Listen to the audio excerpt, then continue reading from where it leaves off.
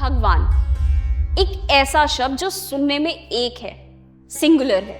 दुनिया भर के कई धर्मों में भी एक ही भगवान होते हैं, लेकिन हमारे यहाँ भगवान शिव भी हैं, भगवान विष्णु भी हैं, माँ पार्वती हैं और देवराज इंद्र भी।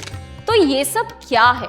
पहले तो हमसे कहा गया कि सब कुछ विष्णु है, तो क्या विष्णु ही सबसे श्रेष्ठ भगवान है? क्या भगवानों में कोई श्रेष्ठ हो सकता है? हाँ भी और नहीं भी। चलिए इसे समझने की कोशिश करते हैं। सनातन धर्म में भगवानों का कॉन्सेप्ट समय के साथ बदलता रहता है।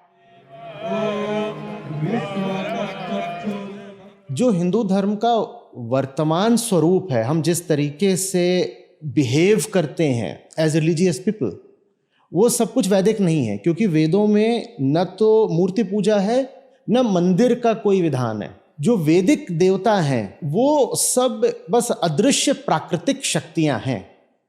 तो जो पहले ऋषि थे वो वास्तव में प्रकृति पूजक थे। ब्रह्मा, विष्णु, शिव त्रिमूर्ति, जिन्हें सबसे ऊंचा दर्जा दिया जाता है।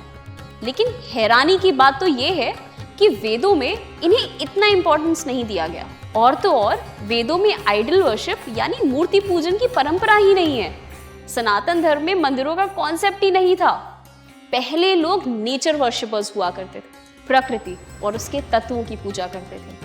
हमारे वेदों में अलग अलग भगवान थे। अग्नि, वरुण, इंद्र और मारुत जैसे कई प्राकृतिक तत्वों को देवी देवताओं की तरह पूजा जाता था। आज भी हम इन देवी देवताओं के बारे में जानते हैं और उन्हें पूजते भी हैं, लेकिन आज हमारी पूजा का तरीका काफी अलग है। आज हमें हर जगह मंदिर दिखाई देते हैं। हम भगवानों की मूर्तियां बनाकर उनकी पूजा करते हैं। वैसे तो हजारों या शायद लाखों भगवान हैं सनातन धर्म में। हर भगवान के अनेकों रूप, अनेकों अवतार हैं जिन्हें अलग अलग तरीके से पूजा जाता है।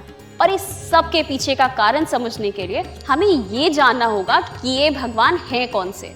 अगर एक ब्रॉडर पर्सपेक्टिव से देखें तो भगवानों को अलग अलग ग्रुप्स में बांटा जा सकता है। सबसे पहले आते हैं मेन ब्रह्मा, विष्णु, महेश, सृष्टि के रचयिता, पालनहार और विनाशक। इन्हें त्रिमूर्ति कहा जाता है और इनके संगम से ही सृष्टि में संतुलन बना रहता है। और जब भी ये संतुलन बिगड़ता है, विष्णु जी और भगवान शिव अलग अलग रूपों में अवतार लेकर धरती पर आते हैं। वो अधर्म का विनाश करते हैं और धर्म की स्थापना करते हैं, और इसी तरह वो बैलेंस को बनाए रखते हैं। Energy is the wheels, that makes things move. So energy is Shakti. Shakti and the masculine form, they together combine to create this whole realm or this whole universe. त्रिमूर्ति संसार में बैलेंस बनाते हैं, लेकिन ये कार्य अधूरा है जब तक सृष्टि में रचना नहीं होती, प्रकृति की शुरुआत नहीं होती। इसीलिए इन तीनों भगवानों के साथ हमें 3 देवियां भी दिखती हैं। माँ सरस्वती, माँ लक्ष्मी और माँ पार्वती। महादेव की अर्धांगिनी माँ पार्वती, जिन्हें शक्ति के रूप में देखा जाता है। ऐसा माना जाता है कि प्रकृति का रूप है शक्ति। The essence of nature and life is feminine. और यही प्रकृति जरूरत पड़ने पर काली या दुर्गा जैसा विनाशक रूप भी ले सकती है।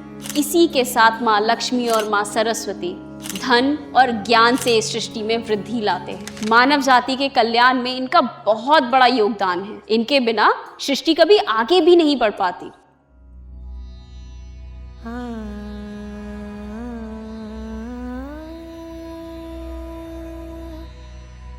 इस सब के अलावा हमारा तीसरा ग्रुप है देवलोक के देवताओं का। जो नेचर वर्शिप की प्रथा हमारे वेदों में बताई गई थी, वो आज भी चली आ रही है। वही हमारे पुराणों में ये देवता देवलोक नाम की एक नगरी में रहते हैं।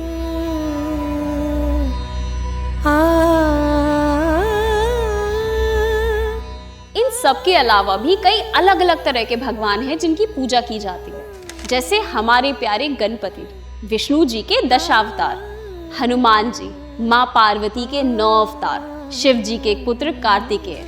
भारत के अलग अलग रीजन्स में इन सब के अलग अलग नाम हैं और अलग अलग रूप हैं।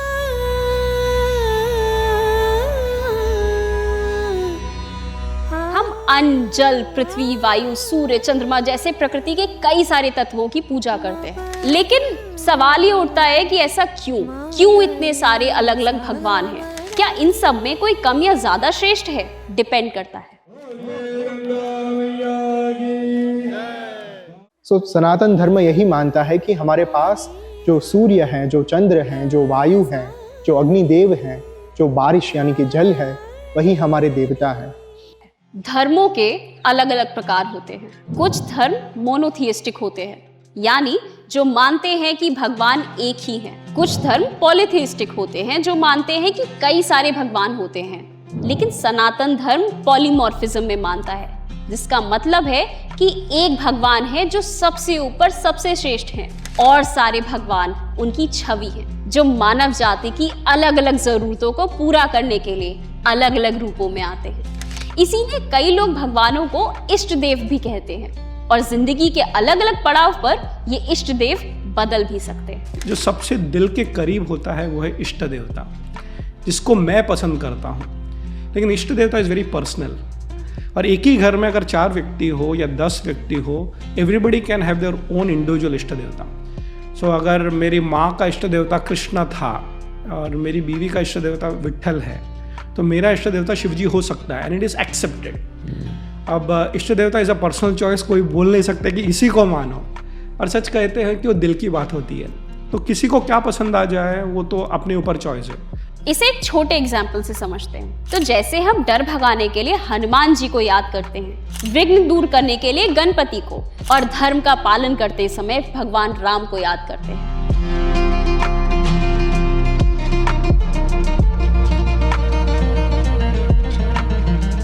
इन सारे भगवानों से कई अलग अलग संप्रदाय बनते हैं, जिनमें से 4 मेजर है। वैष्णव, जो भगवान विष्णु को परब्रह्म या सुप्रीम मानते हैं। शैव, जो भगवान शिव को सबसे श्रेष्ठ मानते हैं। शाक्त, जो माता शक्ति यानी पार्वती जी को सबसे श्रेष्ठ मानते हैं। और स्मार्त संप्रदाय के बारे में ऐसा भी कहा जाता है कि वो सभी भगवानों को एक समान मानते हैं, सबकी एक समान पूजा करते हैं। लेकिन इन सारे संप्रदाय, सारे भगवान और सारी परंपराओं को जोड़ती है एक चीज, सनातन धर्म की फिलॉसफी।